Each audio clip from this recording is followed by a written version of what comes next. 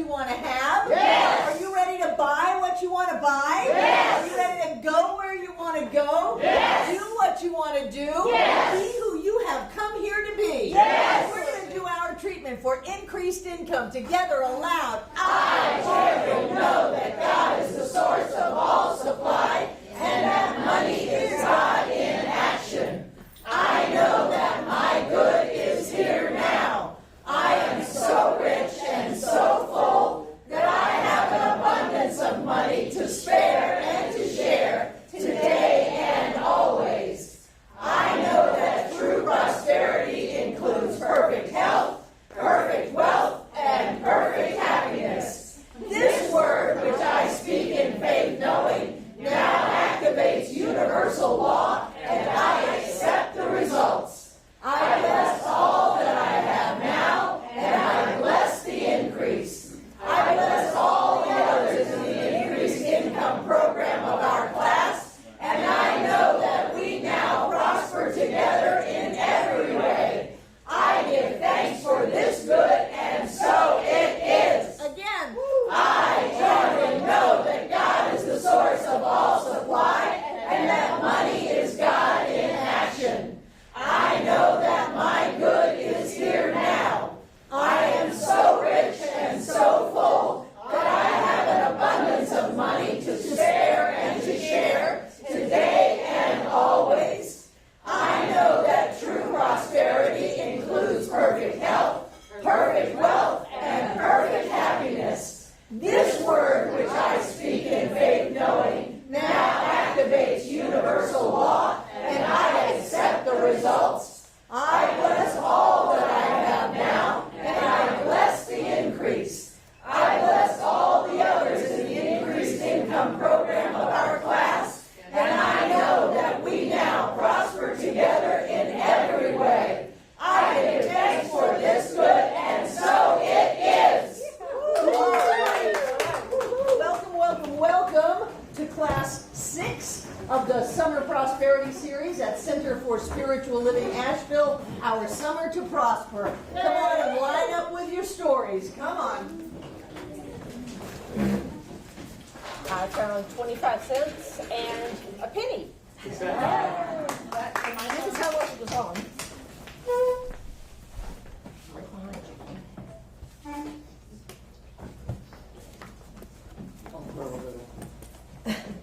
Hi.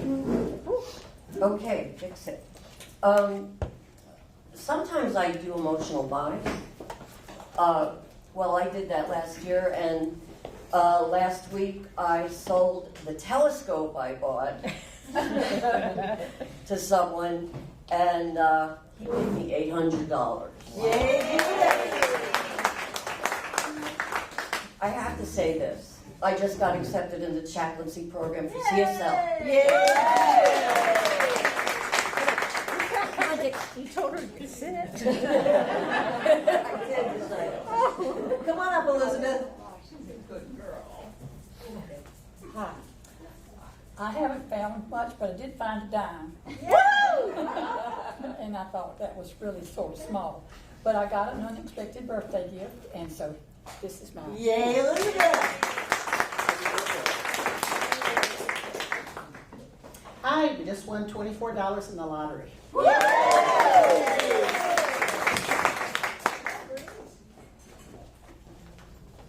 Oh, Vivian's in her list. Okay, I started the week with this fortune from my food last Monday after class.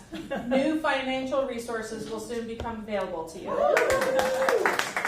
And then I demonstrated prosperity 5 different times last week. I got 2 cents from my health savings account from some interest change. So I went to Bed Bath & Beyond because I needed some things because I just moved into town. I'm trying to use my debit card and it's not going through. The woman's can't figure out why it's not going through. I don't know what's going through. Let me push some buttons. Oh, you get a $20 gift card. Yeah. Gives me a $20 gift card. Okay, try your card again. Still won't go through. Oh, wait, you get another $20 gift card. So I got $40 in Bed Bath & Beyond gift cards. I walked into Staples and they gave me $23 free to buy stuff. Wow.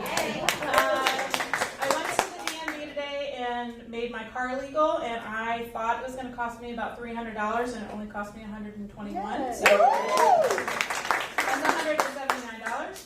And then I got a call when I was done at the DMV for a dog sitting job this weekend, which will pay me $160. So this week, $402.02. Jack. Well, over the last week or so, we've had an unexpected house guest, and she went back to India Thursday night, and she left me all of her change, which was like $2.70. Unexpected. A colleague of mine from Raleigh said he was going to be over at the Cherokee Casino Saturday, and would I come over and meet him? So I met up with him, and one thing led to another, and I came home with $810. Wow.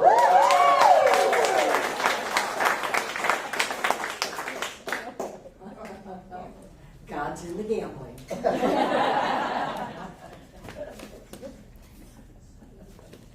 So I just want to share something that I found that was really powerful and highly recommended. I'm a lap swimmer, so any one of you that likes to swim laps, what I've been doing is treating, and of course when I'm swimming the crawl, I'm face down, so I'm doing it loudly in my head. But what I really discovered recently was doing it with a backstroke, because I could yell it out, because there's enough noise in the pool area that nobody can hear you. And it's really empowering. So just wanted to recommend it. Thank you again. So Steve and I were driving past the Biltmore, and then we were driving past Ruth Chris Steakhouse, and I said, "Have you ever been there?" "No." "Have you ever been there?" "No." "Oh, we should go there." Even though I'm not a big steak person, but we should go there one day, and maybe soon. And 2 days later, I get one of those things in the mail for 2 complimentary meals. I kid you not. 2 days later, we get a complimentary meal, the whole gourmet meal for free. But we may go listen to we're going. But it was a week of gifts, unexpected gifts. It was really felt like, oh my gosh, miraculous. I was like, wow, what's going on?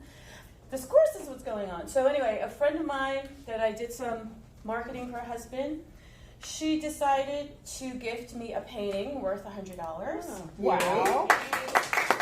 Really beautiful stuff. And then somebody I met in my ABE group upstairs on first Thursdays at 7 o'clock, 6 o'clock. Anyway, she, new friend, so she said, "I'm going to ABE. I'm going to see ABE in Atlanta. You want to come? Free room. I got the room. It's taken care of with my points." I said, "Okay." That, and then our roommate, guys renting a room from our house, moved out, and he said, "Keep the deposit." And usually I would say, "Nah, okay."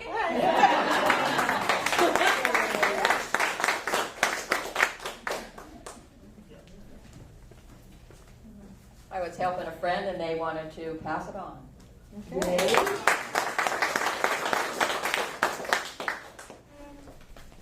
I finally.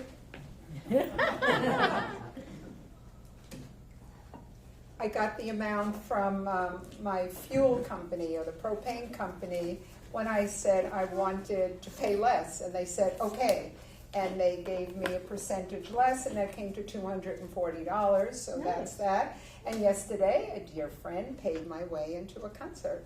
Yay. Who else? Well, let's bring in our international friends. Oh, I don't need that. This is from Mary. I have picked up 2 new clients while participating in the prosperity class. They aren't billable till next month, but I will definitely tithe. I am very grateful for all of the material that you and CSL Asheville make available to us. Yay! Where was that one from? I don't know. Oh. They're everywhere. They're out there. In the web somewhere. This is from Tina. Received a house sitting opportunity with $20 a day for 4 days, and she sent that in through PayPal. Yay, Tina! Yay! And this is brand new. This is from Beth. I recently started watching your summer prosperity class online, and I am a bit behind. I will watch class 3 tomorrow. She only has watched 2 classes. I recently started a commercial cleaning company. I realized the job I had as district manager for a corporation was so toxic to my spirit. In the past 2 weeks, I have received 4 one-time construction cleanups and 2 monthly accounts. I have been paid so far $500 in increased income. I've donated $50 to the center. Your online classes are a blessing. I appreciate the work and effort you and John have put into making resources available to all. I'm looking forward to donating again once the money is in hand. Put me on the list. Thanks again, Beth. P.S. Thanks for adding the PowerPoint to the online presentation. Yeah.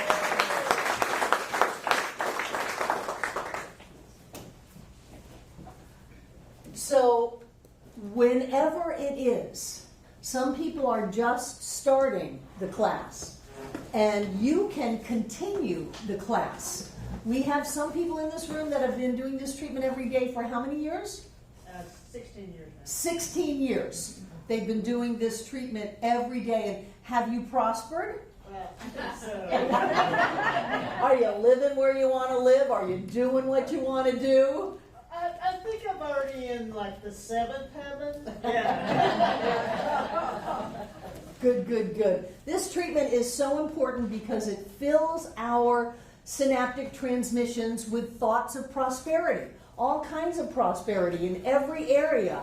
And when we do it over and over and over again, it doesn't leave us time to do stinking thinking. It doesn't leave us time to, obsess about the imagined problems of our lives and then create more and more of them. And this treatment has been in an evolution for about 20 years here at this center. And before we, kind of wrap the class up, I want to go through it just one line at a time and make sure we're not just saying things that don't mean anything to us. Lori, do you have the treatment? I think I've learned it this time again. Okay, you got it memorized? Because you were busy in Mexico. Yes. Yeah. So my treatment for prosperity, it's not my treatment for peace.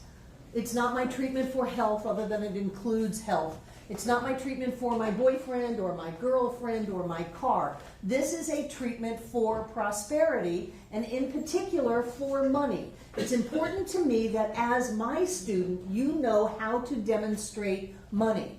It's important for me as a teacher to have the sense that my students don't go around in life and use the excuse of not enough money to hold themselves back from doing what they're supposed to do. Oh, I would move there, but I don't have the money. Oh, I would start this business, but I don't have the money. Oh, I would leave that person, dirty racket, but I don't have the money. That's an excuse. Not having money is an excuse, and so it's important to me that we learn how to demonstrate money. And we have other classes during the year that teach us how to actually demonstrate in physical form that which we want.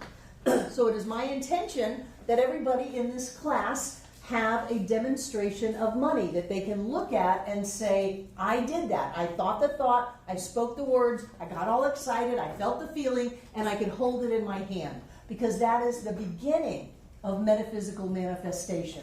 It's not the end-all be-all. People who think we're just about money haven't stuck around long enough to understand that this is a starting point, not a stopping point. But if we can't pay our bills, then we are distracted.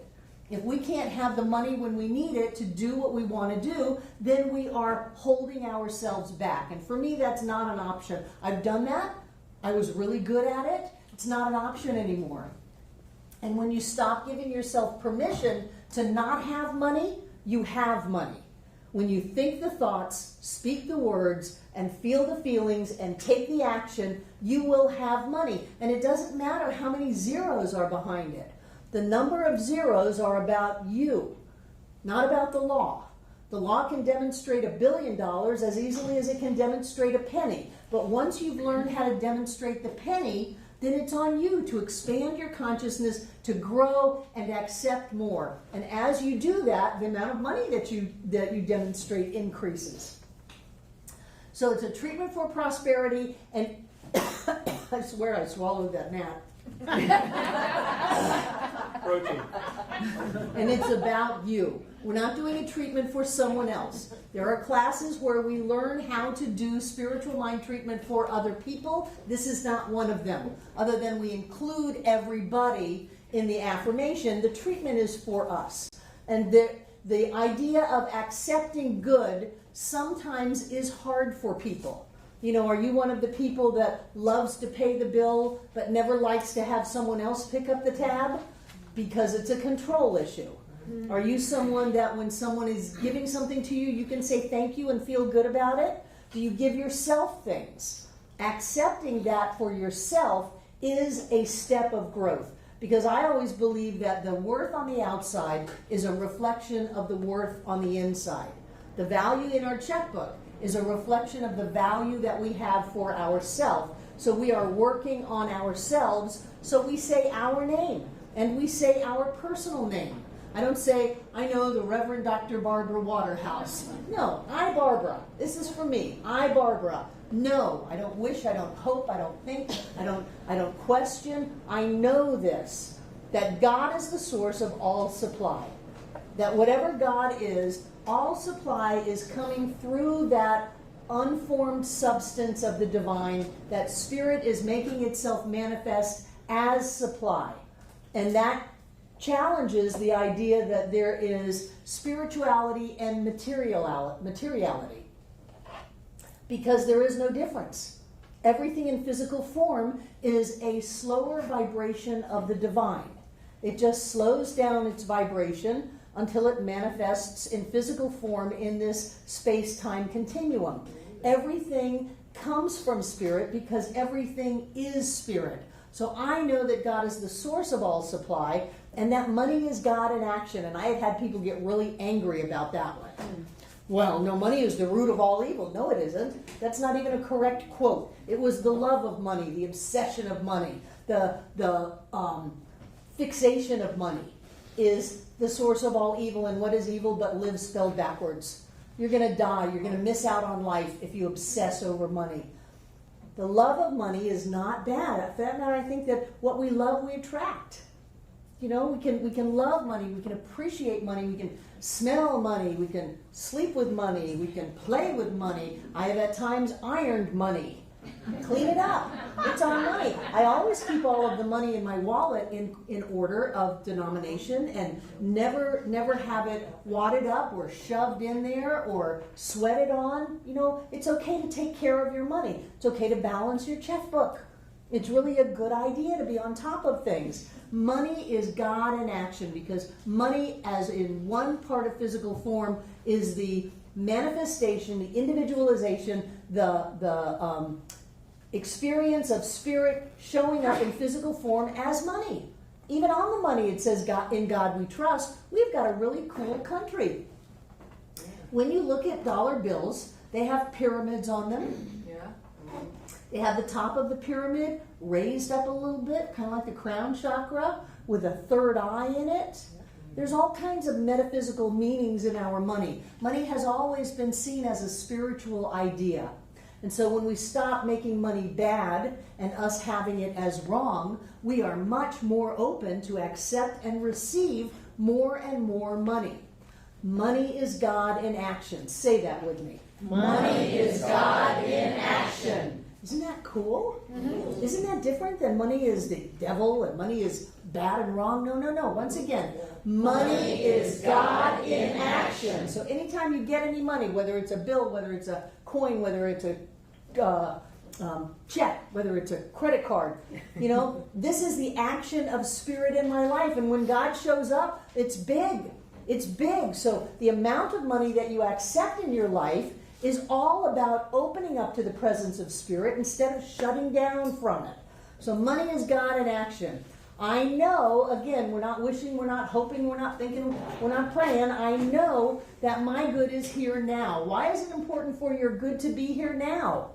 Because what good is it if it's in the future or in the What past? good is it if it's tomorrow? If your good is always coming, it's never getting here. Oh, one day my ship will come in. One day things will work out. No, no, no, no. It's got to be now or it never is. That was Ram Dass's whole spiel with be here now. And I love that quantum physics has come right along with spirituality. There's only this now moment. The past doesn't exist. The future will never get here. There is only a continuing evolution of this now moment. The only time there is now. I know that my good is here now. Good. I am so rich. What does that mean to you? Freedom. Freedom. What else? Blessed. What? Blessed. Blessed. What else? Divine. Divine. What else? Happiness. Happiness. What else? Prosperous. Prosperous. When I think I'm rich, I've got a lot of money. I've got a lot of money and I can do what I want to do. I can buy whatever it is I want to buy. I can wheel and deal with big deals. I want to do that. I am so rich and so full. There is no empty spot in me. There is no hole that I'm trying to fill. I am so rich and so full that I have an abundance of money. Money, money, money, money, money. Money makes the world go round. Money, money, money. I have an abundance of money to spare and to share today and always. We're not demonstrating money to hold on to it, don't be hoarders. We're demonstrating money to be in the flow of finances, in the flow of blessings, of riches, of goodness in our life, and that means we've got to turn loose of it. I know that I have more than enough to spare and to share today and always. So I'm never just getting by. I always have a surplus. I always operate at a profit. I always have more than enough. And if I ever let it go, I always have more than enough. And as I let it go, I have more than enough because it's a flow. It's a flow of life. And people who think that they're looking for money, they're going to grab it and hold on to it, they're missing the whole point. And they will shut down their ability to accept and receive by the clutching of it. That's one reason I teach you to tithe.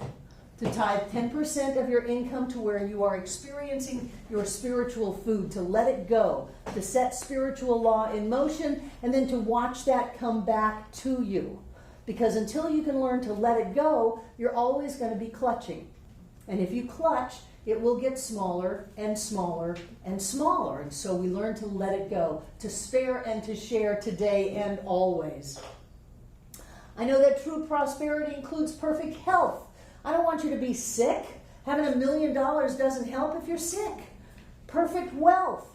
Perfect wealth. Having more than enough. Not just enough that, okay, well, I guess I'm okay right now. I won't starve this month. No, perfect wealth. Enough wealth to do what you want to do. I want to change the world. And that means that I have to demonstrate enough money to be able to have this structure and this system stable so that we can reach out to the entire planet. So people can email us and say, thank you for all that you do to get that video online. For me, that's what I need money for.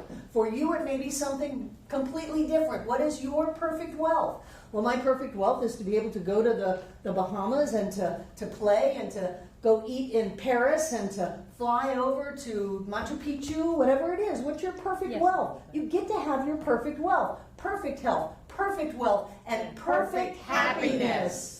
You are not going to get money and be miserable. You're not. For that matter, you're going to be happy and open wide the doors to receive the money that is meant for you, of which there is a lot. Millions and millions and millions and millions of dollars are meant for you, trying to find you, knocking on your door. It's our job to open that door wide and to be able to accept it in.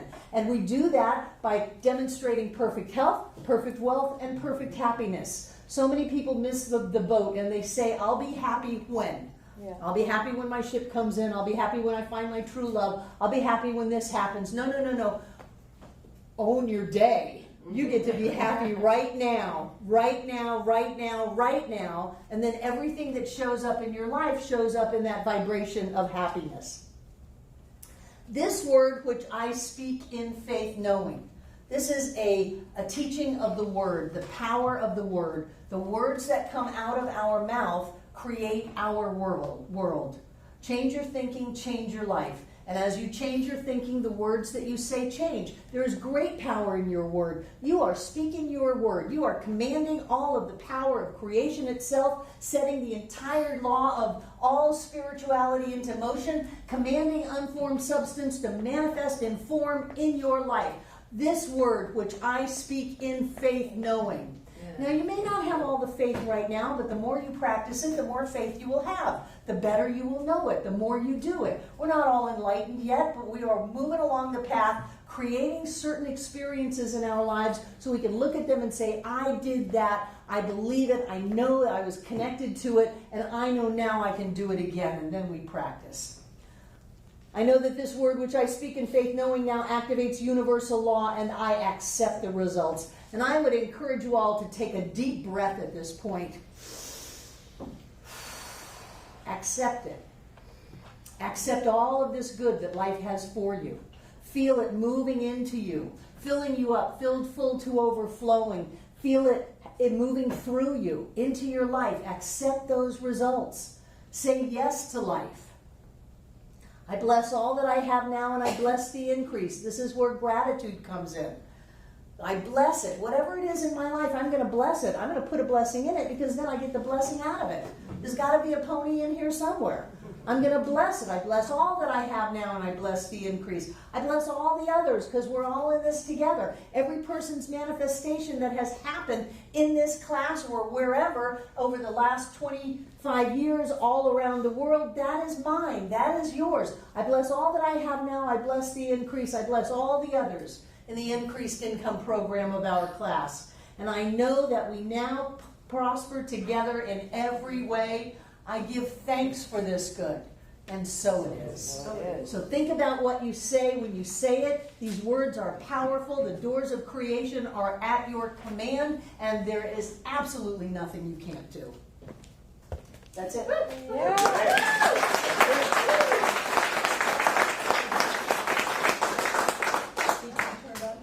Please turn me on.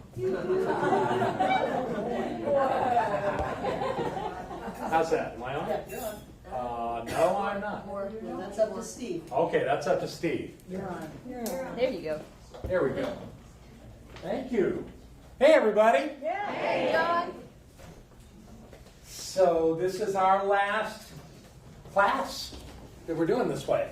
And I'm curious, I'm going to start with this homework assignment I sent y'all home with to see if there's anything that we need to discuss about that. It was a little more rigorous than some of the other pages, but I'm hoping that there were some insights that came from that. You all got your homework assignments, and I'm sure you spent real quality time going over this information. So the question is, who discovered or was able to identify a marketplace that they could function around? Did that? Just raise your hand if you found it. I'm not going to ask you to say what it was. Wow. Please turn that off. Thank you. I know more of you know what your focus is than 4 people in here. Let's try that again. Who knows what their marketplace is? Okay, that's right. Why are you guys afraid to raise your hand? Well, you said who found, not who knows. Well, what knows? Either way. Okay, I'll stand corrected on that. So many of you understand that there's an area where you have an expertise, you have an interest, where there can actually be a flow of energy, including money, to you. Great, fantastic. So that's important because that's where you want to play. That's where you want to start finding ways, new ways, unique ways to create that market for yourself. Markets tend to be general. Niche markets tend to be more specific. And when you find that, then you know what you're becoming an expert at. And the world is full of people that are experts. But what they're experts at are very different. So it's important to do that. So good. So were you able to identify your value that you bring to that market? Anybody want to speak to that? Susan, what are we passing a mic? Is that what we're doing tonight? Are we passing the mic, Stephen? Yes, please. Okay. Thank you. You want me to read what I... Wait. If you want to, but Barbara's bringing you a microphone so we can make sure it gets on the recording. the value that I would bring, or that I do bring to that marketplace is 30 years of experience, confidence, being great at what I do. I have great joy in making other people's dreams come true, and I absolutely love what I do. Beautiful. That's good too. Anybody else want to take a shot at that and say how your marketplace is working for you, what you're bringing to it? The value of teaching people to appreciate historic architecture, preserving it, and saving Americana. That's beautiful. Thank you. Thank you, Karen. Anybody else? Okay, Jane, you want to speak to this? Yeah. Good. My marketplace is loving just about everybody in my world. And I am so thrilled to be here and to meet the people I meet and to interact with the people and to make them feel better. So that's why I love playing the bowls too. I really appreciate that. But it's just a wonderful way to express the love that I have. Thank you, Jane. That's great. How about the idea of opportunities in your life? Did you explore that? Anybody find something that they hadn't considered before? Okay, Judith. Judith in the back room has a thought around that. You had a hand up, Judith? She did. A timid hand, but it was up. Well, this whole chaplaincy program just all unfolded for me, and I'm so thrilled about that. And I get to go to Colorado in October for a few days. Indeed, they have some nice big mountains there and skies and stuff. So That's great. Wonderful. Congratulations on that. Make that work for you. Then there were some other questions, and I'm not going to ask you to speak to this, but I asked you, do you admire success in others? Yes. And I trust that you were honest with yourself, because if you can find people in your life who are successful and you have any sense of resentment or resistance to that, that's in your way. Mm-hmm. So your work is not to do that, and to make sure that when you see people or know of people that are successful in their lives, it doesn't mean that you have to admire everything about them. But it's very helpful to admire their success and to wish them well with that. You know, even if they're doing something that you may not completely agree with or have an interest in, the fact that you would be open and resonant to them being successful creates an opportunity for you to be successful. And when you resist that, you're blocking yourself. You're not doing anything then. Of course, Barbara, we have a hand up in the front of the room. Barbara's going to get her exercise tonight. Raise your hands high so I can see you and get a head start on this. Can't get it back in. I just appreciated the question because it got me to realize my judgment. Because when it says, do you admire success in others, I said some others. Mm-hmm. Why? I admire success in others if they are successful in giving back to the world, in areas of giving back to the world. And if otherwise, and so I caught myself in that. Good for you, because that sounds very noble.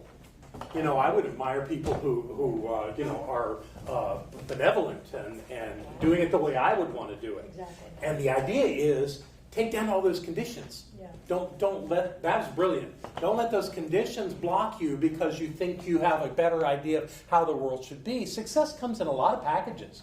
And they're not done. There were a lot of people who had very bad feelings toward Bill Gates. Mm-hmm. And he turned out taking his billions of dollars and really doing some amazing work. Because there is this natural resistance in the American culture, and I'll bet it's in other parts of the world too, where we want to take pot shots at people that have demonstrated extraordinary success, because, and we find that we put a because on there to try to justify it. And what we're doing there, and do you think any of those people hurt Bill Gates? No. Bill Gates continued to make tons of money. So they didn't do anything to Bill Gates. What they did was they created their own blocks, their own limitations. So the idea is, go ahead and praise success wherever it is. Whatever the business is, or the industry, or the commerciality of it all, whatever it is, wish them well. Don't let that get in your way, because it doesn't hurt them, it hurts you. So that's some work, and I really appreciate your honesty on that. I was saying that's a lot to ask for someone to be that honest in class, but you broke through that. Thank you, Jim. Very good. So, we have someone else? On to Drew. Okay, Drew's back there. So it's my turn next. That's not what I understood.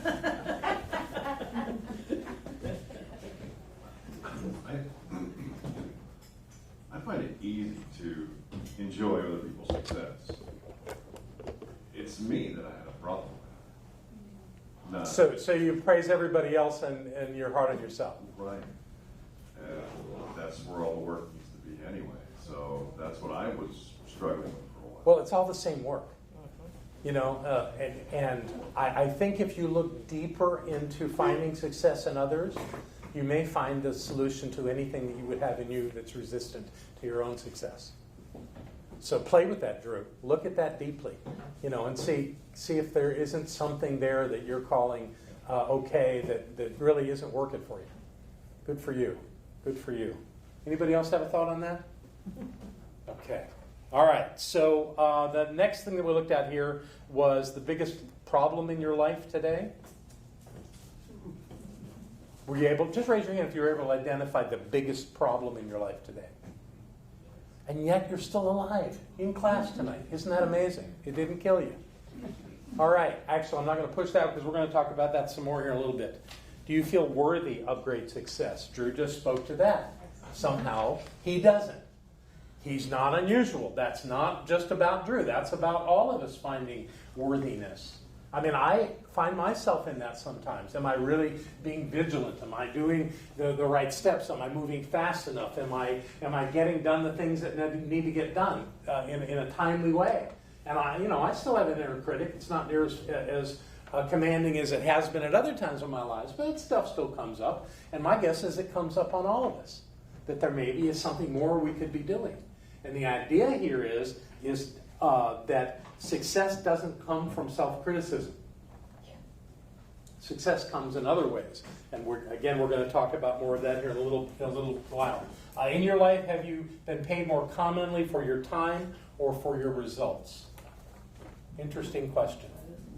So someone like Mary would say for results, because there are times where you put in a ton of time on a project and you get nothing. And there are other times where it snaps together really quick and looks like it didn't take much at all. An interesting thing about that, I don't think I told this story in this class, although I told it somewhere recently. Many years ago when I lived in Miami and was going to the center in Miami at that time, I had a friend named Sharon, and she was an artist, very, very wonderful artist, and she took me on an artist tour on Miami Beach. It was in a series of galleries. We went gallery hopping.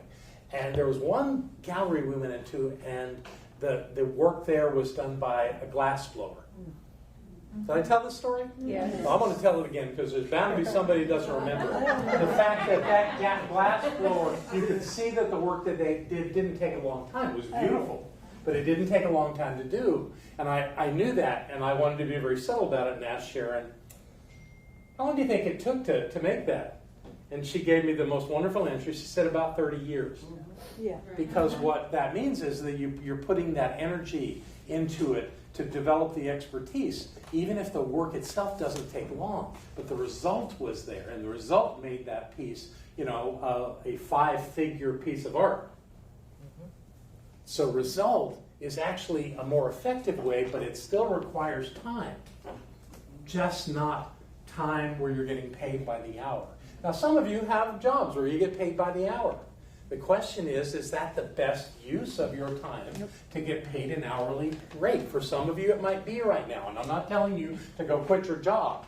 I'm saying look for ways that you can create results in your life and bring forth a flow of income without being stuck on an hourly rate to where you can create results sometimes longer, sometimes shorter. But that the focus is the result, not the amount of time, so that you get a check at the end of the week or month or however it works. So the last one was pretty easy. Do you perceive the world as wide open to possibilities or filled with restrictions? You better all have said it was with possibilities. Mm-hmm. And the last question was, what is your net worth? I want y'all to be honest now. And I know there's some of you probably didn't do this, but how many of you did the exercise of determining your net worth? I encourage the rest of you, thank you very much, to go ahead and do that. It's an exercise. It's not about right or wrong. It's about understanding your net worth, because people who are prosperous know what their net worth is. Even if it's at a negative point right now, even if you owe more than you have assets, it's worth knowing that so you know where you're going. It's like a starting point. Let's call whatever you have today as your net worth as your starting point. You can't do a thing about what your net worth was last week or last year or a decade ago, but you certainly can start with where it is now and have a consciousness to move it forward. Rhonda has a question or a thought. She's getting here.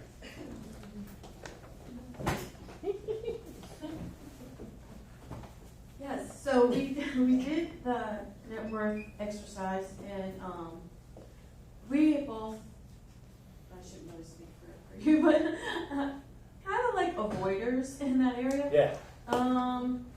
So It just puts you in the majority of people in the world. Okay. So I have a comment and a question. Sure. So my comment is that it was really, I was scared, Mm-hmm. and then Steve did all of it, to be honest. But it was like, wow, we're in good shape. Like, wow, and like we would have never known that. Thank you. Exactly. Yeah. Because we're just like, and I'm like, wow, that's not bad. That's pretty damn good. And then we're like, okay. But then there was like this fear, immediate fear was like, oh, but you gotta hold on to it, And then the second thing, but then there also was this like amazing freedom, and I sensed it with you too. I don't know if you felt it, but I really felt like both of us, it was like this freedom. And I know I'm always talking for him, I'm sorry. But it was this freedom. And my question is, why? I would assume it's just the knowing and looking at it. But I'm just curious, That's why exactly is it what so it is. so freeing? Because it was better than you thought it was. That's always going to make you feel freer. Yeah. So, and that's I'm really proud of you for doing that and finding that. One thing that I thought of as you were saying that is most prosperous people in the world do not figure it out themselves. They have professionals that do that. So you did good. I mean, not that you paid Stephen to do that, but don't feel badly that Stephen did it. Because most people would call their CPA and say, okay, what's my net worth? So you just had someone closer to do that. Good for you. So again, though, not everybody will find that, but it doesn't matter what the net worth is, whether it's positive or negative. What's important is you know it, that you know what it is. If you don't know what it is, then you can't do anything about it. And if you're going to make some progress, how much progress did you make if you don't know? How do you know if you're moving in the right direction? I mean, if you calculate it today and then you calculate it in 6 months, you're going to know how it's moving, what's happening. And if you don't, you won't, and then you're not moving forward at all. You have no information. Information is so important in being prosperous. So congratulations to both of you for that. Why don't we give them a hand? That was great. Any other insights about this net worth process? It's really important. So again, if you didn't do it, I really encourage you to do it. I mean, obviously you can't, and I'm not going to ask you again. But I encourage you to do it. You may be quite surprised as to how that goes. All right. So let's get into our information tonight. We have, I believe, 5 more prosperity principles to finish off our work around this. And we begin with prosperity principle number 26. Prosperous living begins when we choose to live prosperously. Now, doesn't that sound like double talk? But it's not. What it's saying is that it begins. that prosperous living begins when we choose to be prosperous.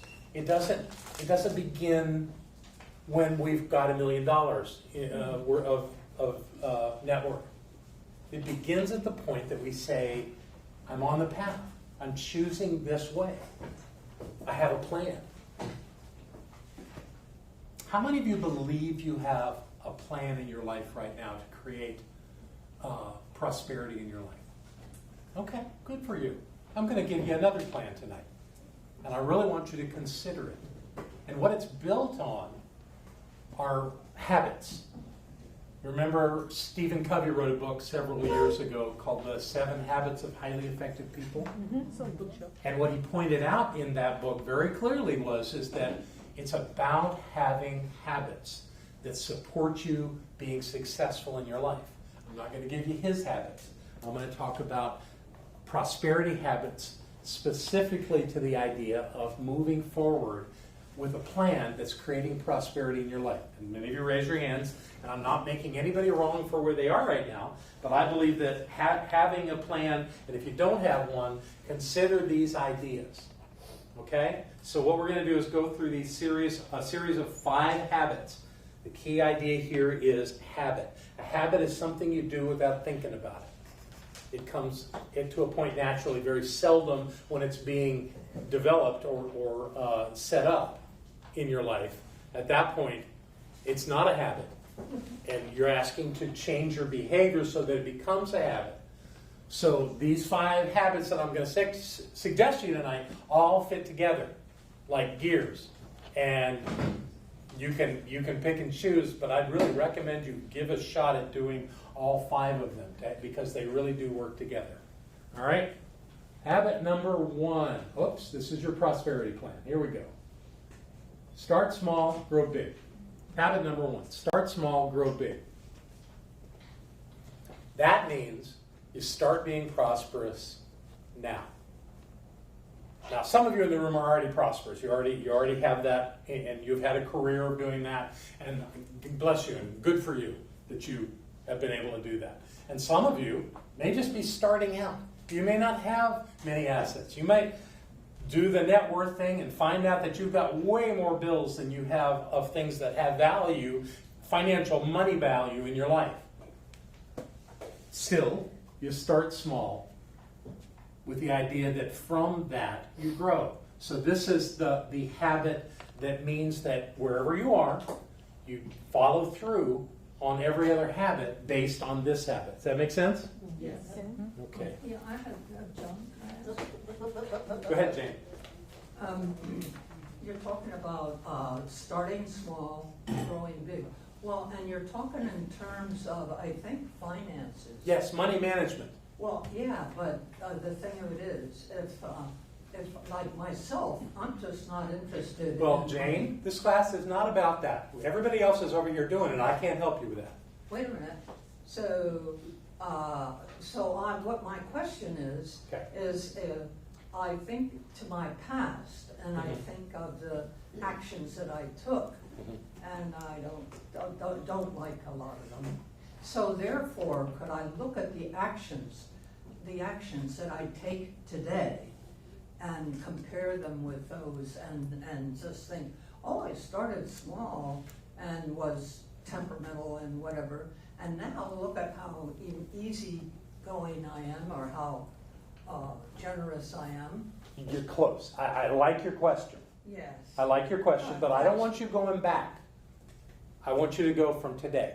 Well, yeah, even going from today, rather than translating it into financial fiscal terms, why not just say, well, today I was pretty angry or something like that, but I have all this room to grow, and I will do that, you know. And I just the concentration of translating everything into money is just something that is not particularly interested in. You are not interested. And there are a lot of other people who aren't too. Oh, you're going to speak for everybody, Jane? Be careful. No, but a lot of people, and people in this church I go to other classes, and there's a lot of people who really just don't like the concentration. You know I love you. Well, I love you too. Okay, so I'm just creating a context here so you can hear me. Yeah. You can take this information that I'm sharing tonight and do it any way that you want. But the idea of this class is for people who are creating more financial freedom in their lives. That may not apply to you. That's fine. You have other interests, other focus. That's fine. But there's no reason to challenge the fact that there are people who came to this class to learn these things. Just for money, but I'm sure there are a lot, well, maybe there are some people here who are not particularly interested in money because they're okay with money.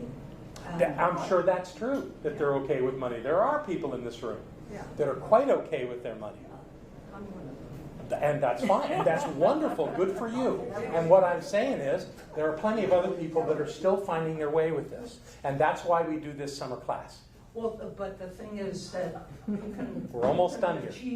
You can achieve growth in areas other than financial.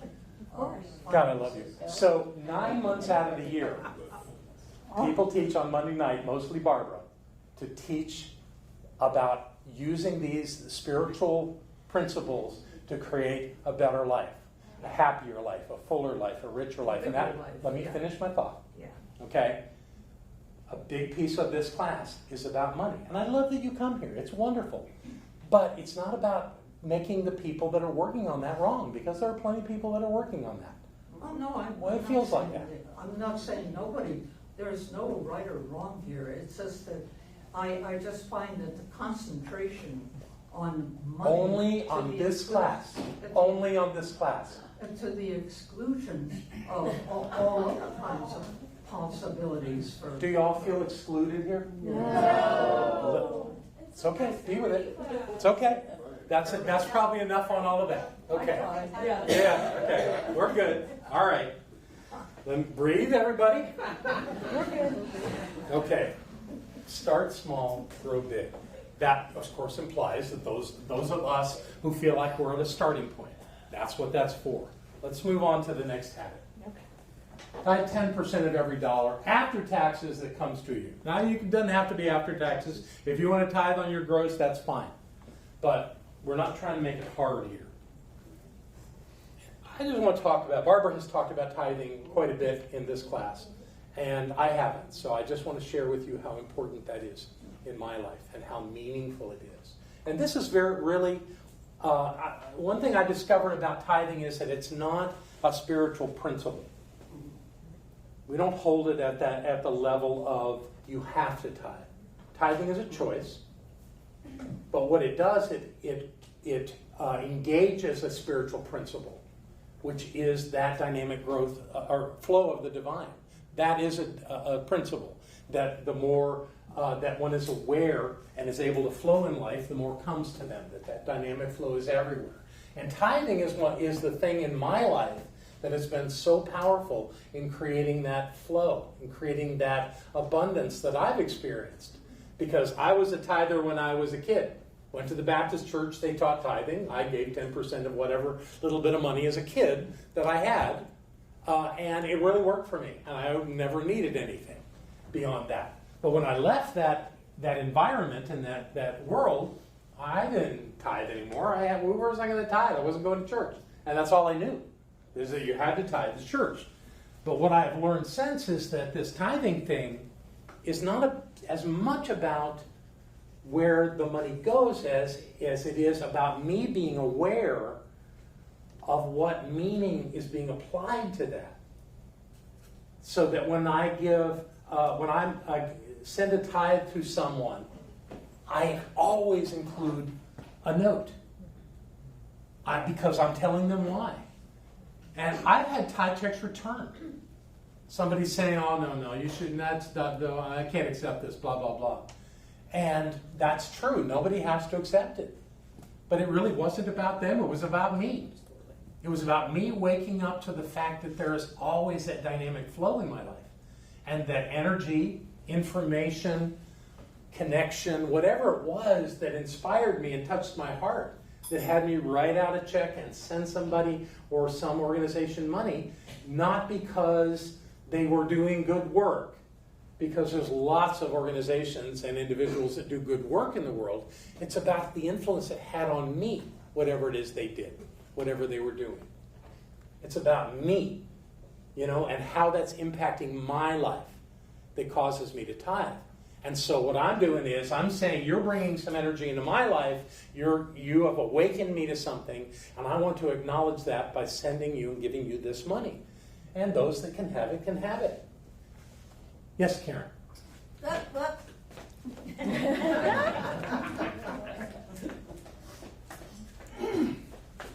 wasn't raised in a fundamentalist Christian background, and so the word really feels fundamentalist to me, sort of Bible-ish, right? We all apply meaning. Right. Yeah.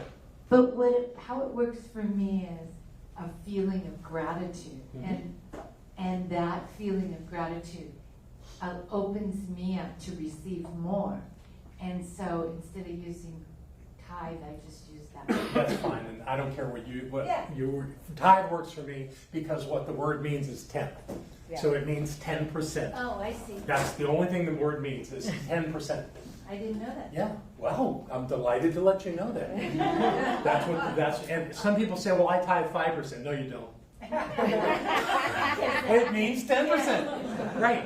So, and I will speak to why it's 10%. I don't know why it started as 10%. But what I've discovered is that 10% is not enough to create a problem in my life, but it's enough to get my attention. Yep. So that when 10% of my money is going to individuals or organizations that have created some real good in my life, I'm paying attention. And what I do is exactly what you're suggesting, Karen. I do it from a place of gratitude. I do it joyously. I do it energetically, enthusiastically. I am excited to send my tithe.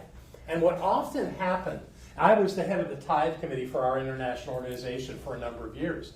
So I'm the one that led the group, the committee that worked on where the tithe would go, and I got to write the letter that went to them. And I'll tell you, there was some of that, it wasn't my money, but some of it was just amazing that we had identified individuals, organizations that were supporting our international organization, and we were tithing to them. And we would send a letter, I would send a letter explaining what the tithe was about. And I would get letters back. And the letters would be, this is so powerful for me. They would often say, the check was great, but the letter changed my life. Because but it has to go together. You know, sending a nice letter thanking somebody for being wonderful is lovely. But even though some people don't acknowledge it that way, that check in there makes the letter that much better because it makes it real. It's got something behind it. And what happens out of that, of course, is the organization is enriched by that. And that's this dynamic flow of spirit where we're building on everybody. You know, if everybody in the world did this, the world would be so rich. It would be so rich, and we would all want to play in that game and bring great things to the world and have people acknowledge us and know that what we were doing made a difference. And if everyone played like that, it would be an entirely different world. There would be no sense of limitation. We're not quite there yet, but we're working on it.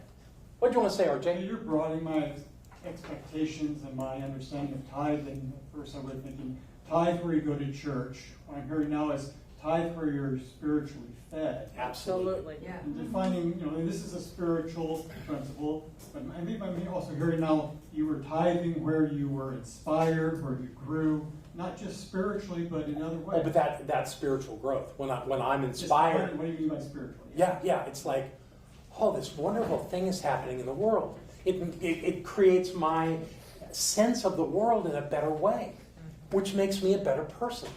It's all connected. There's no way that this happens separate from anything else.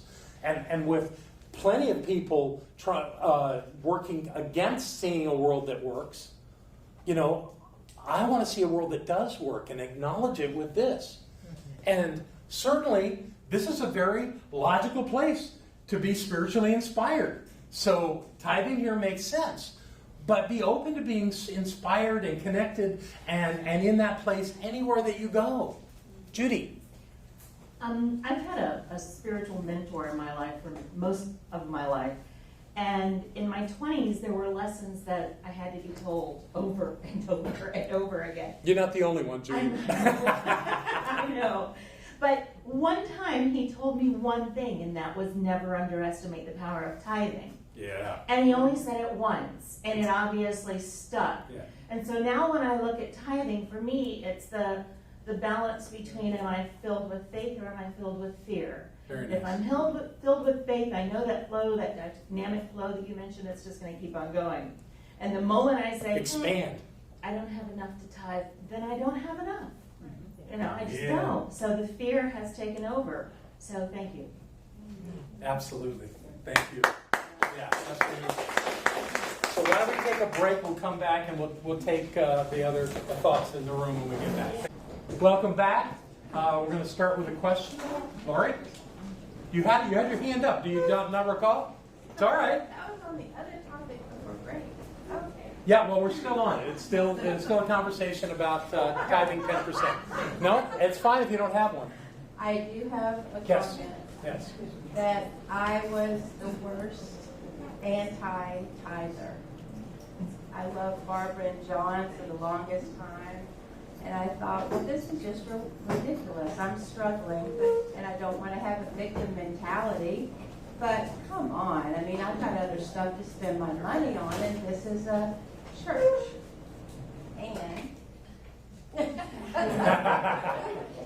And the last 2 years of my life have been the most beautiful years. I have been growing at the fastest pace because I did start tithing.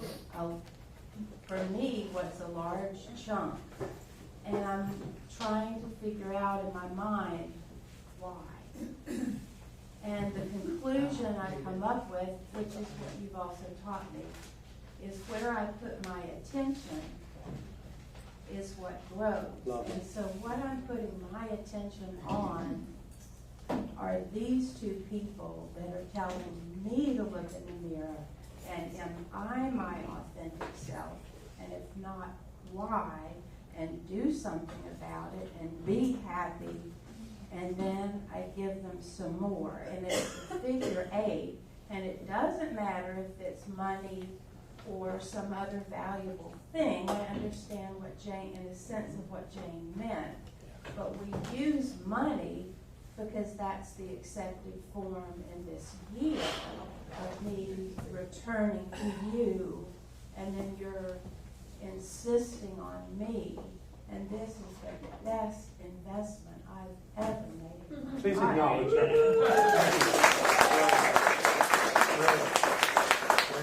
Lori translates our books into Spanish for the website.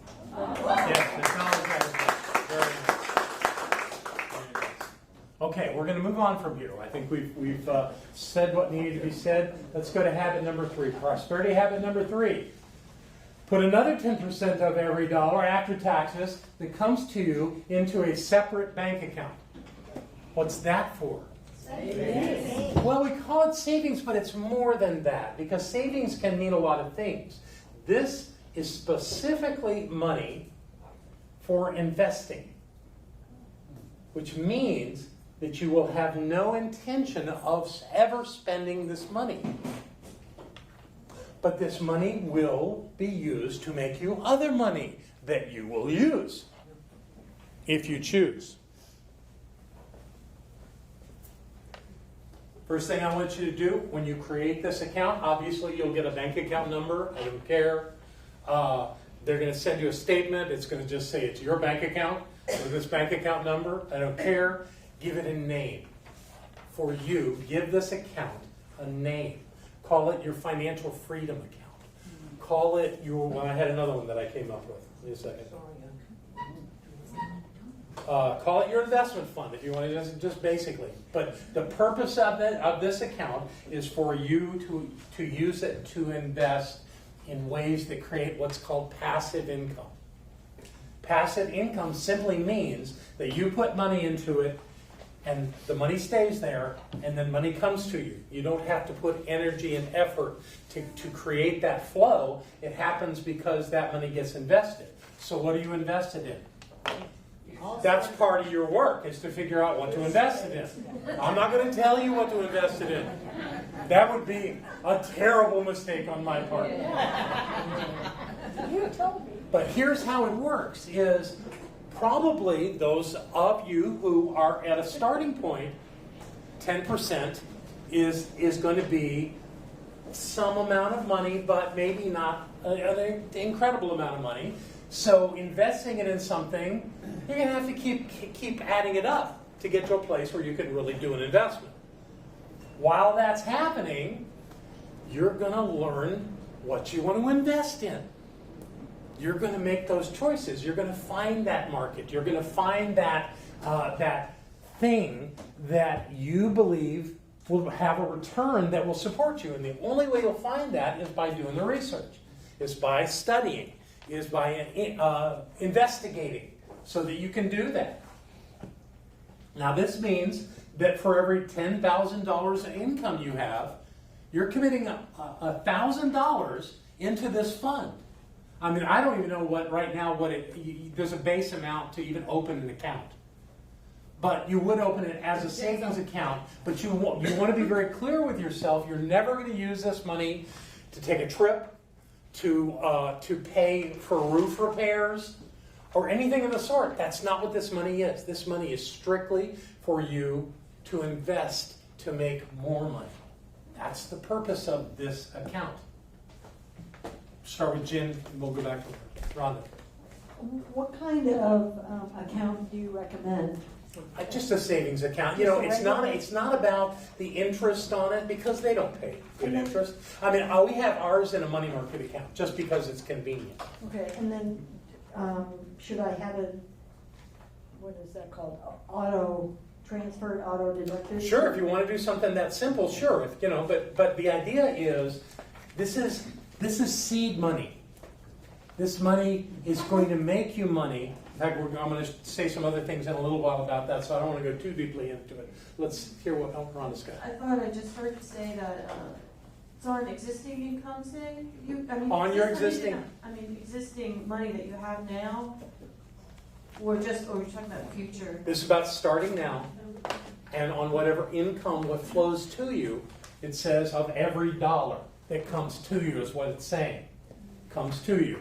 So it's, I'm not asking you to go back into whatever. I'm saying, this is a starting point for this. Okay? That's the point of it. And that you never spend it, and that this money is there to make you money. Now, something's going on with the center right now. Most of you already know about it. The fact that we're working on this idea of repairing our stream, right? Yeah. Now, we have a reserve account. The center has $50,000 in an endowment fund with the Science of Mind Foundation. Because of that, the foundation gives us use of another $25,000. Now, there have been questions, is that really a reserve account? Maybe it's not. Maybe it's an investment account.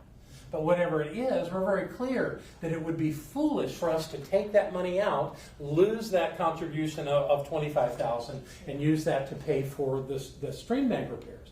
That's not smart. It's smart to leave it alone. In fact, the way it's said is you leave that money there in perpetuity. And when you do it as an organization, it transcends individuals. Now, your money is about you, and you want it to work for the rest of your life, and then perhaps go to your heirs of some sort, and whoever that might be. But the purpose of it is that it works for you. That's the idea of this money. So you're moving from having every dollar that comes into your life come because you went and did some work.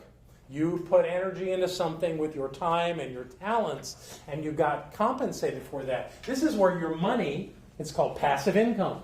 Your money itself makes money, and you get that money. Now what you do with that money is up to you. What do you want to say, Breezy? She's not going to let you hold it. It's way too close for me.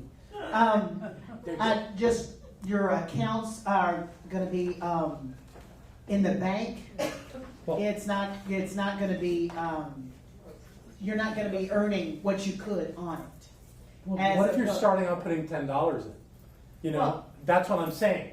As soon as you've got a plan, but you got to work on the plan while you're building up this non-interest bearing account. So this is not like saying the principle of something where you only work on the interest of what you get for it.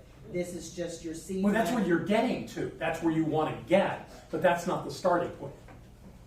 It's not like let's say you make $1,000. So you put $100 in this account. You're not going to invest $100 in a stock portfolio. It's just there.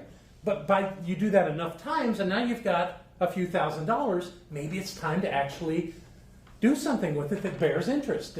So it is taken out of the account at that point. At that point, of course, yes. Then you use it for the investment, like but you don't spend it. Okay. Yeah, you don't spend. It is there. It's in your life, in perpetuity. In your life, but you can transfer it to an account that makes money as soon as you've got enough, because you can't just start with the $100 and expect to have a return. You gotta build it up. Yeah. Check out Stash and Acorns. You can start with $5 and invest in anything. Absolutely. What is it? So you can start with $5 in. Stash, STASH, or Acorns. And I can send you a link if you want. Oh, I'm sure that any Google that they could find what you're talking about. So you're right. You can start, and if you want to do it that way, that's great, fantastic. But however you do it, the idea is 10%. 10%. Okay, you ready to go? Yes. Create a container for your money magnet fund. And I mean it. Create a container for your money magnet fund. What's a money magnet fund? This is a fund that you contribute to every day. Every day. Well, what would you put in there? Well, you come home at the end of the day, and you got some change in your pocket. Done. Maybe. Or maybe you don't have any change, so you go into your wallet, and you got $1. Okay. Now maybe you go in your wallet and you don't have $1. You've got 20s. Really? Got to do it? Well, that's what I got. Okay, here it goes. Uh-oh. Uh-huh. So the point of this is to discipline yourself to make a contribution every day and to think about how you're growing your money. That's the point of this. Now, this is not mad money. This is a money magnet fund. What do you do with it? Well, when it turns into something substantial, you put it in your investment account because it was just chump change. It wasn't any big deal. It was the money, the least amount that you wanted to put in that day. You got a penny, put a penny in, whatever it takes. The value of this is that you're thinking about it every single day. You're managing your money every single day to whatever level you want to. Something goes in the container every day. And more than the amount of money that's in there is the idea that you're thinking about it. And you're contributing to your future. You're contributing to your success. You're contributing to your prosperity. You're contributing to your net worth. Because if you didn't put it in here, what would you do with it? Spend it. You would, of course you'd spend it. But putting it in here, now it's adding to your net worth. Little bit, big bit, however you want to do it. To the point where, maybe one day you get a bonus on your job, or somebody passes away and leaves you an inheritance that you weren't expecting, an aunt or something. And what's your natural inclination? Now, it might be to go out and just blow that money, party hardy. Or if you have a habit, you're going to think, well, I'm going to put that in my account. I'm going to put that in with my investment. And it becomes natural. It's a habit. This is really a habit that you want to develop and use. And it's not about the amount. It's about the action. The action is what's important. So you'll have a money magnet. All right, we're going to do it. Here we are. That's habit number 4. And our final habit, put another 10% of every dollar that comes to you in a fund fund. Yay! I made that up. A fun fund. Now what's that about? That's about getting to do stuff and having a fund. Now you can do this any way you want. You can have this in a big jar. You can have this as yet another account. However you want to set it up is fine. But the idea is that that's your money to experience all of the things that you want to do in your life. 10% will add up and be real money for you if you do that. That sound like a good idea? Yeah. So what it stops you from doing is going into your general fund to go on a trip or using a credit card and racking up a bunch of money that you're going to pay interest on. You have an account, you have a fund to do the things you want to do in life. You will be astonished how quickly this grows. And what it creates in your life is a balance. I have investment money, I have fun money. I get to do things in my life. It's not all working for the dollar that goes into the investment account. It's about creating balance in your life. And it keeps you from overextending yourself on your general fund, on the general money that you pay your bills with. Yay! So you watch that money grow. You look at it, and maybe you find a way to put it in some kind of an account where you make a little return, but that's not the point of it. The point of it is that you get to do things for you. RJ. I hope I'm not jumping ahead, but where do we count an IRA? Is that the money magnet account? Is that our endowment account? Well, no, I would say that's your investment account. Okay. An IRA is your investment account. Yeah, absolutely. So, wow, this is getting a little crazy here. We've got all these ideas. So, I've got 100% of the money that comes to me. And I'm going to give 10% as a tithe. I'm going to give 10% for investments. And we're not worried about the magnet money. That's just Oh, no, not the fund. that's not part of this. We're not doing it in percentages. So, and then we've got 10% for fun. Yeah, there it is. So wait a minute. I know how somebody's thinking. I got to live on 70% of my money. Yeah. But the idea, and that's true, but the beauty of it is by doing these things and that thing, you're creating more money in your life because you're creating the dynamic flow in a big way. 30% of your money has a very strong intention. Nice intentions, beautiful intentions, wonderful intentions. That's going to make that 70% much more money. So don't get stuck on the idea that, oh, I only have 70%. Don't ever say that. Say my 70% is growing all the time. I've got more things that I'm doing to create that flow in my life because I'm paying attention. I'm paying attention to my money. I'm managing my money. Now, I have found stories online of people that use this kind of an approach when they were on the verge of bankruptcy. And within just 2 years, everything about their money had turned around. Now you could say, well, that's just one person. Okay, in this case, it may just be one person. And it may be that they got an unexpected $10,000 in their life.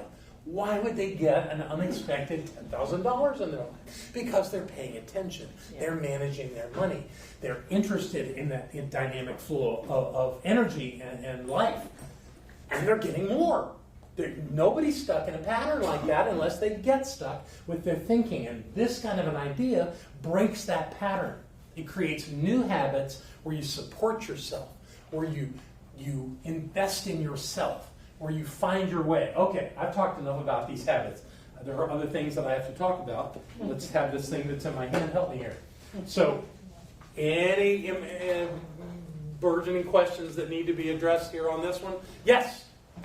This whole brings up the whole book, Rich Dad, Poor Dad, for me, and that two people making exactly the same amount of money, one buys things on credit and then pays for them, one saves money and then buys in cash. And the end result is that one of them is rich and one of them is poor. And I know for me, when I have felt a lack of funds, I will spend money trying to fill up the empty hole in me, and I will spend it poorly. But I will spend it thinking I have to grab at some sense of having more than enough. And so I'll screw up my finances. And when the discipline comes in of the tithe, the investment, and then the fund, we get to pace ourselves and have more emotional maturity, saying, no, I'm on top of things. I'm not an empty, vessel that just is feeling desperate. I don't have desperation. I've got a plan, and then I can manage my money much better. But when I was really, really poor, when I was living on food stamps, I would take those food stamps and blow them to try to fill the hole in me, and then I would be screwed for the rest of the month. That's it. Thank you. Good point. Thank you, Barbara. Yeah. Okay.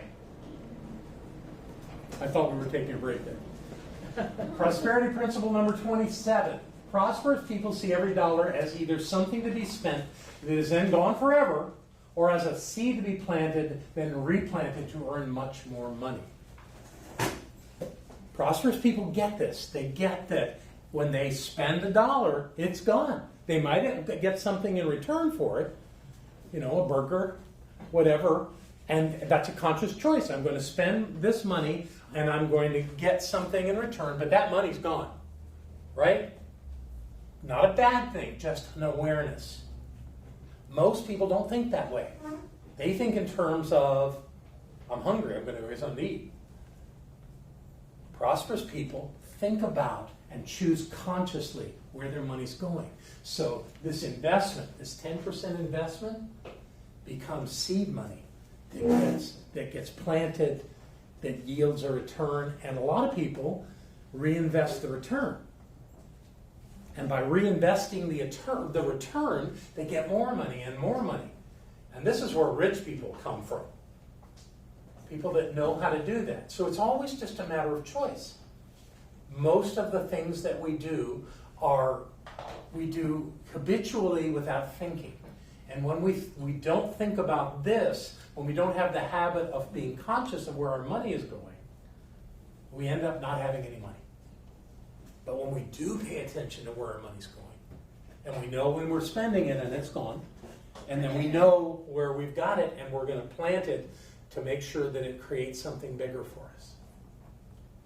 Carter, I wish somebody had said this to me when I was your age. I just had to say that out loud. So, this one makes sense? It's pretty self-explanatory. Principle number 28. Prosperous people act even when they're afraid. Everyone else tends to let their fear be their guide.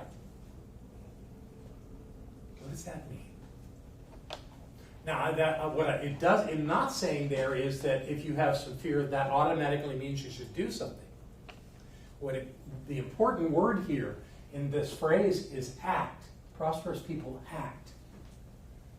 And they are not guided by their fear. They are guided by information and making clear choices.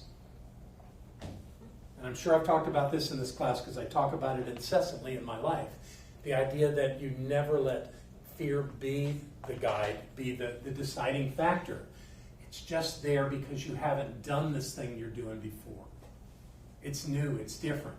You don't know how it's going to turn out. When you do something and you get an outcome from that, you know how it works. There's no fear. You do this, that's what happens. But if you haven't ever done it before, fear comes up. Like, it's your ego saying, oh, maybe this is dangerous. Maybe you're not ready for this. Maybe you shouldn't do that. Okay, listen to it and go, okay, I get it, I hear you. But that's not what guides you. That's not what directs you. You also don't want to be foolish in your thinking and think something's going to, have 1,000% return. There are things in the world that have 1,000% return, but there's no guarantee of that. Most of those things are highly speculative, and then you hear about people becoming millionaires, but that's not what I'm saying. I'm saying get more information. If you're just working from fear, you're missing the point. Look deeper. Get information. What is it that you're thinking about doing? What is it you're thinking about investing in? And yes, you should have some fear. It's good to have some fear. What does Edwin say? If your palms aren't sweaty, you're not playing a big enough game? You're not going near fast enough. Yeah. So, good to be afraid. That means you're doing something you haven't done before, which means you have the potential of getting a return that you couldn't have gotten before because this opportunity wasn't there. But be smart about it. Pay attention. Get as much information and then make a conscious choice as to what you want to do. Does it make sense? Yes. Any thoughts, any questions, anything coming up? Okay. 29. When we are only willing to do what is easy, life will then tend to be hard. But if we are willing to do what is hard, life will get increasingly easier.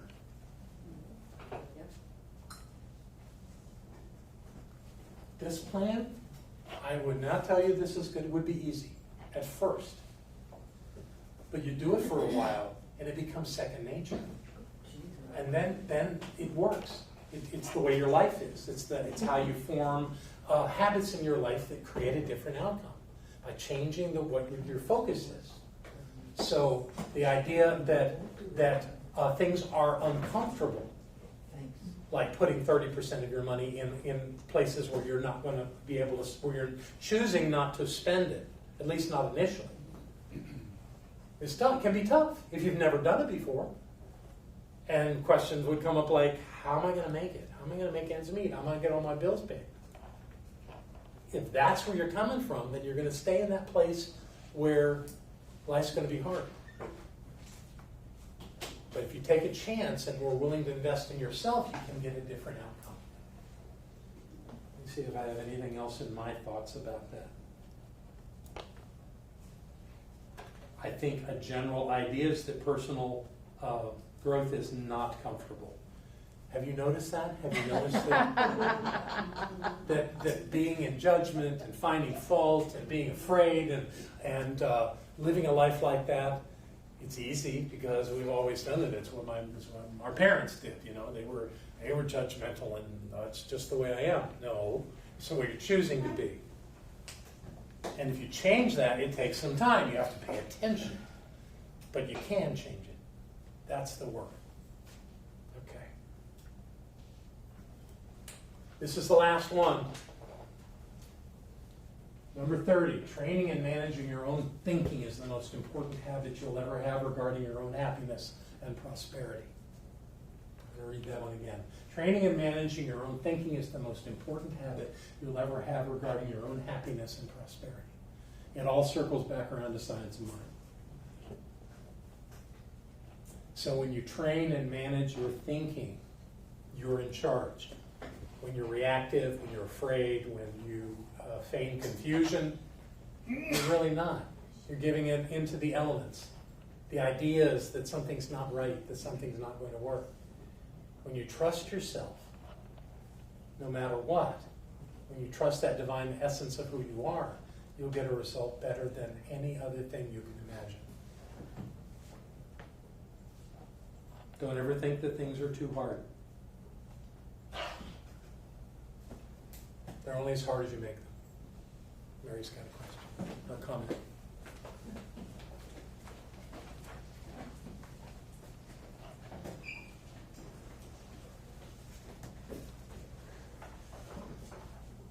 Training and managing your own thinking. That is so true because I do that with the prosperity treatment. Like when I'm going off on something squirrely in my mind that doesn't have anything to do about money, it's like something else, I start doing the prosperity treatment because I know that brings you back. Yeah, it just brings me back. Yeah. And I may not even finish the treatment before sanity arrives. That's a really good point, Mary. And that's absolutely managing your thinking. Having a way to go, no, that's not what's going to work. And something we teach in our membership class is, what am I making this mean? What am I, I'm afraid. What am I making this mean that makes me think that fear is leading this? Can I reframe this in a way that works for me? It's like the conversation, finding God in everything, no matter what. Can you find God in the midst of this? Oh, I'm faced with this struggle here. I've got these bills to pay, and all this money sitting over here, or I'm giving it somewhere. That doesn't make any sense. Wait a minute. No. I'm controlling this. I'm creating this. This is me. And it is. It's always you. It's always me for me. It's always you for you. And when you have the idea that constricts you and holds you back, you get less. you'll get less. And when you are open to some greater possibility, you'll get more. Now, maybe you won't see it in that moment. Maybe it takes another few breaths, another few days, whatever. But if you're open to it, it will show up. And it works either way equally, absolutely equally. You probably have all noticed that Barbara has marks on her hand. That was her son's family dog. Crazy dog.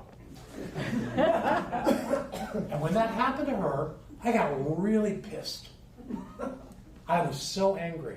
I wanted to kill that dog. I'll say it out loud. I wanted to kill that dog for hurting her. And I was angry.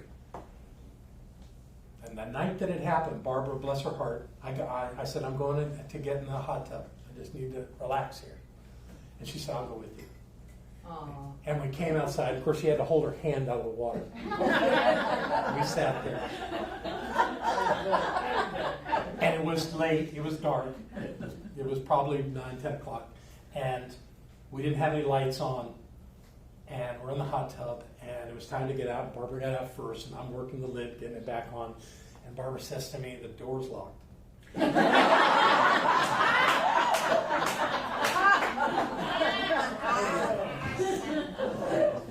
I'm already pissed.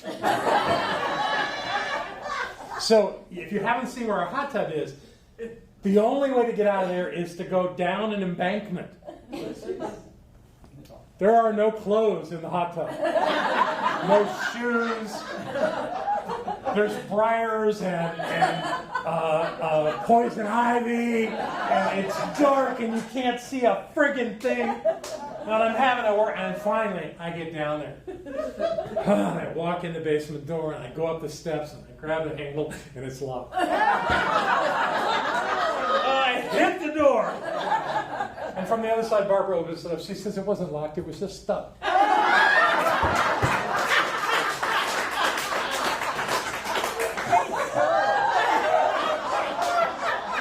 Don't tell me that what you think isn't creating something in your life.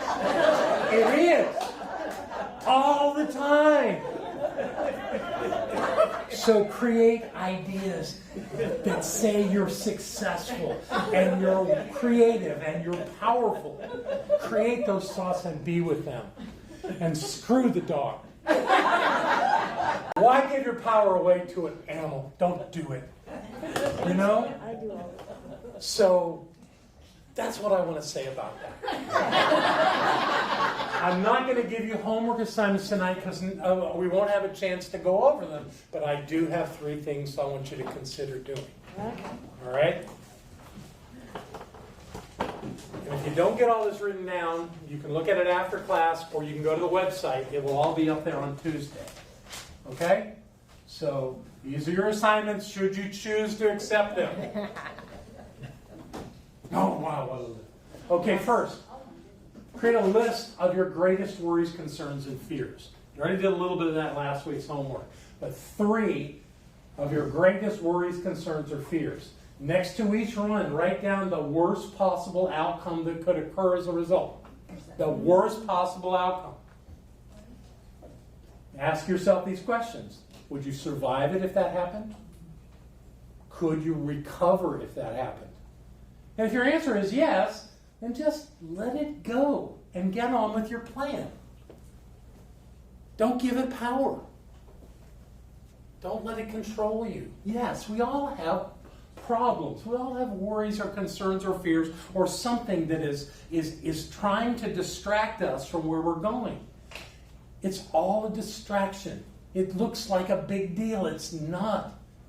The important thing is your plan. That you know where you're going and you're creating value in your life, that you're creating prosperity in your life, and the rest of it means nothing. Unless your answer is that yes, you would not survive it, or no, the answer would be no, you could not survive it. If that's your answer, then seek counseling. I'm serious. Go to somebody who can help you with that. But if it's not to that level, screw it. Do what you've come to do. Be who you've come to be. Don't fall into that trap. It just slows you down and keeps you from the good that is there for you. Okay? There Here are two more. Challenge yourself to get out of your comfort zone. Do something that scares you and see what happens. What could that be? Ask your boss for a raise. Apply for a job that you may not even be qualified for. Let your personality guide it. Do something scary. Snows in North Carolina. There you go, Judy. Even if it doesn't turn out rosy, congratulate yourself for taking the initiative. So what this is about is breaking through that comfort zone, breaking through what you've always done. Get out of your habits and do something that's a little scary, a little out of the normal. Well, no, I'm not just talking about games. I'm talking about doing something that actually could make your life better. You know, that's what I'm looking for here. Is something that could really, and it doesn't matter. In fact, this is an important part of the equation. It doesn't matter what happens. It doesn't matter if they laugh at you. It doesn't matter. Whatever happens is a teaching moment. It's a moment where you can learn something about yourself. I got through that. No big deal. Firewalk, spoon bending, board breaking. It's the same game. Just do it in an environment that really shows you that you can do something different. Give it a go. That's assignment number 2. And the third one is commit to your personal growth by applying what you've learned here in this class, in this center, and find an accountability coach who will honestly reflect back to you how you're doing with your plan. And an accountability coach isn't there just to rah-rah you on, but they're also not there to make you wrong. They're there to point out what maybe you don't see. Maybe it's your partner, or maybe you want to step out of that because that's too comfy and find somebody else that you can have a regular conversation with that can hold you accountable. And accountability is not a bad thing. It's not a judgment. It's just it's like, have you thought about this? Have you tried that? Are you committed to this? Are you really committed to what you're telling me you're doing? It's those kinds of things. And many of you could be an accountability coach for someone as well. Any questions? Wow, 6 weeks has passed quickly. Good work, everybody. I wish you all the success in the world. And I love you very much.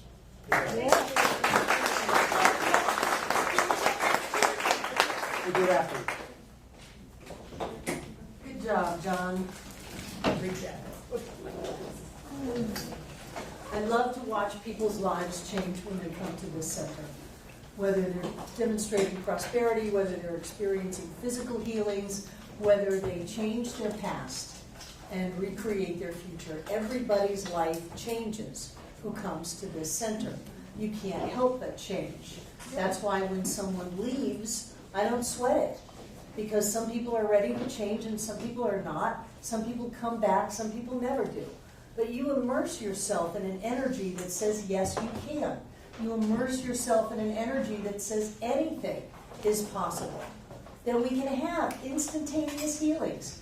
A year ago, we had 2 people heal, one right after the other, of kidney failure, where they were supposed to start going on dialysis. And they said, I don't think so. I'm going to get some practitioners involved and work on my head a little bit. And both of those, the kidneys just healed.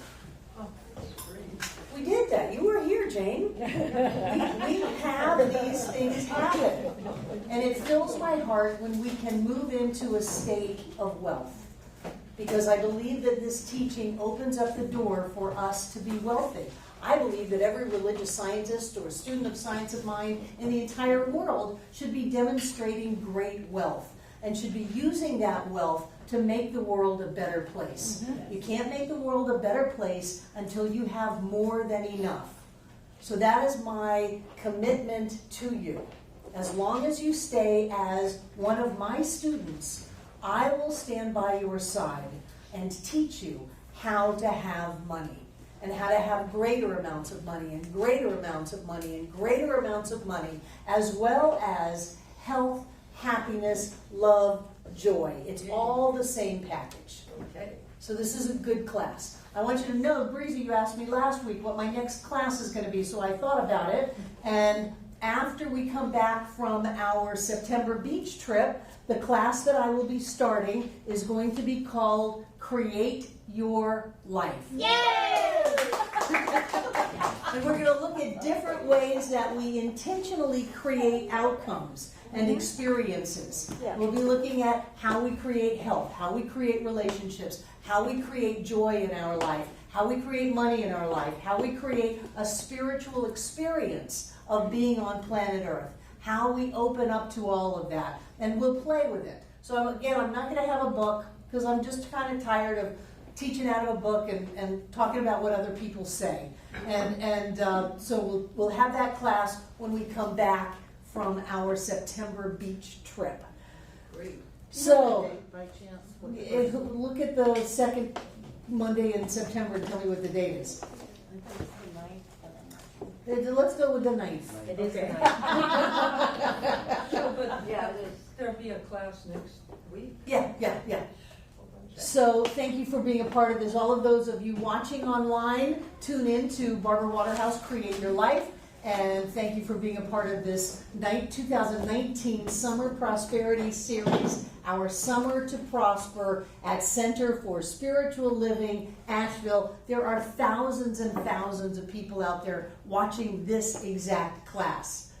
And so my question to all of you is, are you ready? Yes! Are you ready to have more than you dreamed possible? Yes! Are you ready to have so much money that you need to hire people to manage it for you? Yes! Are you ready to have investments? Yes! Are you ready to have properties? Yes! Are you ready to have portfolios? Yes! Are you ready to go where you want to go? Yes! Buy what you want to buy? Yes! And be who you have come here to be? Yes! We're going to do this treatment for increased income together, aloud. I surely know that God is the source of all supply, and that money is God in action. I know that my good is here now.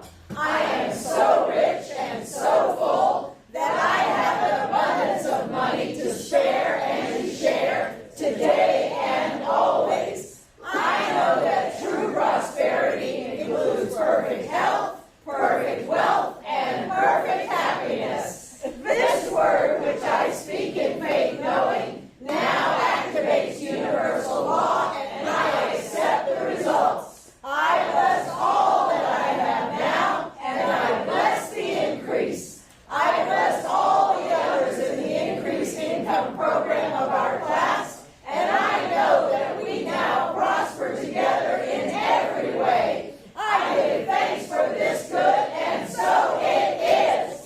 I surely know that God is the source of all supply, and that money is God in action. I know that my good is here now. I am so rich and so full that I have an abundance of money to spare and to share today and always. I know that true prosperity includes perfect health, perfect wealth, and perfect happiness. This word, which I speak in faith knowing, now activates universal law, and I accept the results. I bless all that I have now, and I bless the increase. I bless all the others in the increased income program of our class, and I know that we now prosper together in every way. I give thanks for this good, and so it is. One for the road. I surely know that God is the source of all supply, and that money is God in action. I know that my good is here now. I am so rich and so full that I have an abundance of money to spare and to share today and always. I know that true prosperity includes perfect health, perfect wealth, and perfect happiness. This word, which I speak in faith knowing, now activates universal law,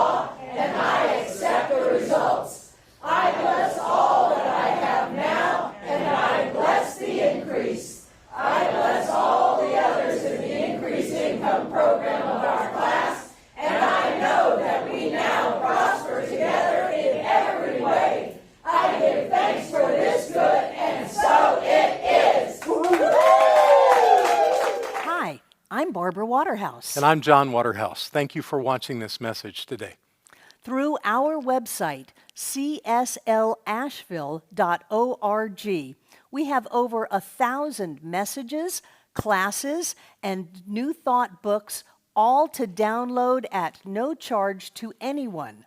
Producing this incredibly valuable collection of ideas is really making a difference in the world. It's changing lives everywhere.